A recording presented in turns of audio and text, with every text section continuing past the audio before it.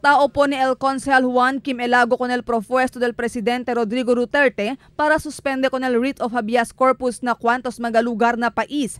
Quiere el presidente para suspende con este a ver para más queda efectivo LDI la pelea contra con el seryoso problema de droga ilegal que ta confronta ahora el Pilipinas. Pero asegun con Elago, hindi este válido basehan para suspende con el writ of habeas corpus. Definitely I'm against. The president is, according to him, he's facing a drug problem.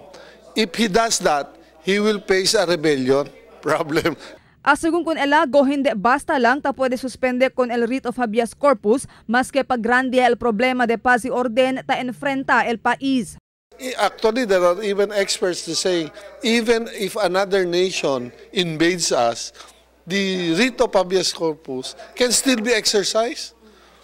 Because this is equivalent to human rights. This is international human rights. Makamiedo sigun si ay suspende con el writ of habeas corpus, siendo ay quede de balenada el human rights. El momento sigun ay suspende con este, ay tenía poder el autoridad para pipina o aresta con más que 100 personas sin el propio reclamo contra kanila. What does habeas corpus mean? It means no pwede contigo man-detain si no hay charge. Si kita to se, mangkingkin gente lang, yamira tumalakara o kontralyo dituyo, o cosa ba, karibal dito na nobya dituyo, pwede ato kuhi, and you will not be liable for it. So it's very, very dangerous. Asegun con Elago, el cosa ya pasa cuando implementa con el martial law na país el antes presidente Ferdinand Marcos. Un cosa según que hindi mas debe experiencia pa otra vez el maga Pilipino.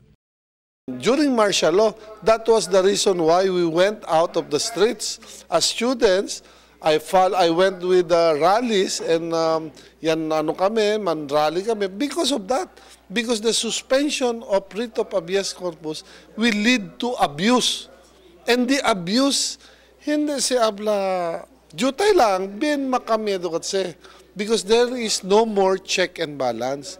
Marifita Mayo, Dateline Zamboanga.